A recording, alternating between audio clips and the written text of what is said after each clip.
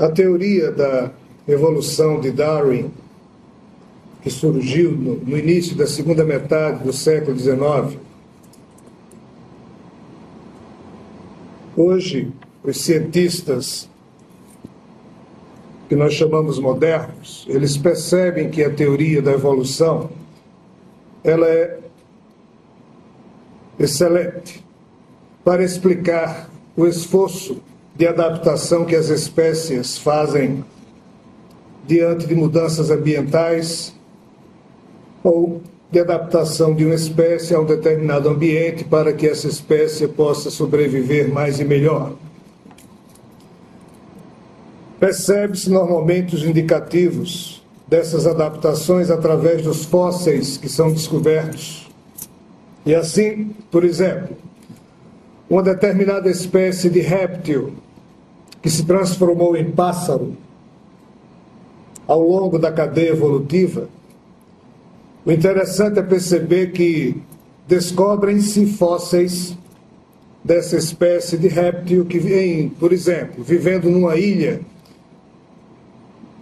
em tendo acabado a cadeia alimentar para aquela espécie naquela ilha, e em aquela espécie de répteis, vendo uma outra ilha ao longe, esses répteis começam instintivamente a querer, e aqui vamos usar palavras simplórias apenas para elucidar melhor o exemplo, como eles não têm mais o que fazer naquela ilha e sabem que se nada fizerem serão extintos, pois a cadeia alimentar, a vegetação está acabando, eles começam a sonhar, entre aspas, como se quisessem voar de uma ilha para outra, se transformar em peixes eles não podem mais, pois já vieram do mar, ou seja, os répteis e anfíbios do mundo já foram formas de vida que evoluíram a partir do momento em que a vida saiu dos oceanos e migrou para a Terra. Então esses répteis começam com a sua força, entre aspas, de vontade instintiva, eles começam a criar na sua prole, ou seja, nas gerações daquela espécie que se seguem, modificações genéticas na tentativa de fazer com que aquela espécie de réptil, em algum momento, resolva o seu problema evolutivo. E é interessante perceber que a ciência encontra fósseis modificados dessa espécie até um certo ponto. De repente existe uma lacuna de fósseis, e aí a ciência encontra fósseis daquela espécie já na forma de pássaro, mas não consegue encontrar os tais fósseis da chamada transição da espécie que era réptil para a espécie que se transformou em pássaro.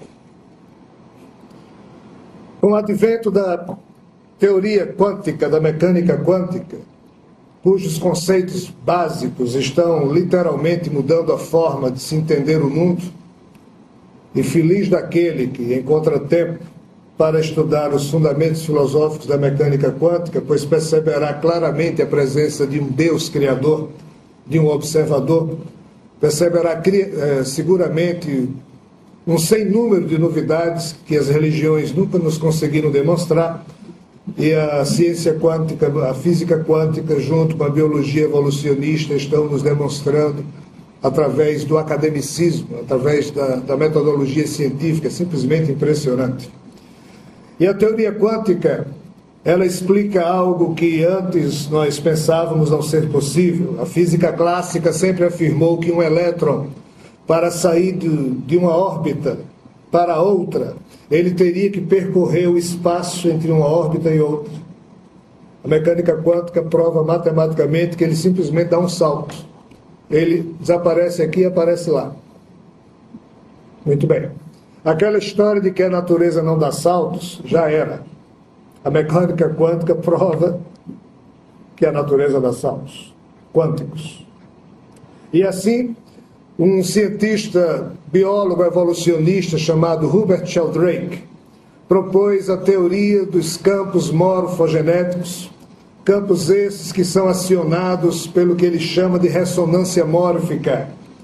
ressonância mórfica seria uma atitude, uma ação da mente à distância. Essa ação, ela influenciaria algo que não está na nossa dimensão de tempo e espaço, e essa coisa que não está na dimensão do nosso tempo e espaço reverte, ou chove, ou reverbera, ou cria uma ressonância com o outro objeto que está na nossa dimensão tempo e espaço. E Sheldrake começou a perceber isso através de um fato singular. Alguém que tem um cachorrinho em casa e estava no trabalho, quando esse alguém que está no trabalho decide ir para casa, na mesma hora o cachorrinho percebe e começa a ficar louco de alegria.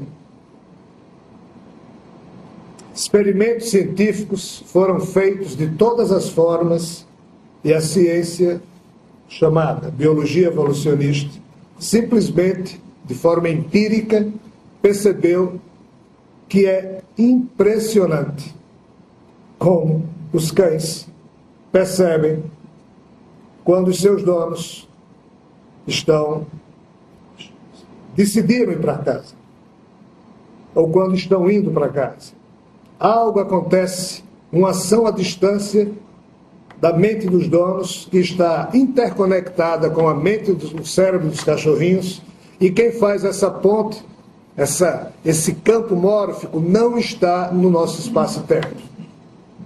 Assim, Rupert Sheldrake, através das teorias dos campos morfogenéticos, ele propôs algo que hoje já é cientificamente aceito, apesar de que, por ser de vanguarda, alguns outros cientistas têm uma dificuldade muito grande em perceber, que é exatamente os campos morfogenéticos como espécies de campos memoriais que respondem pelo registro das capacidades pessoais de cada indivíduo de uma determinada espécie.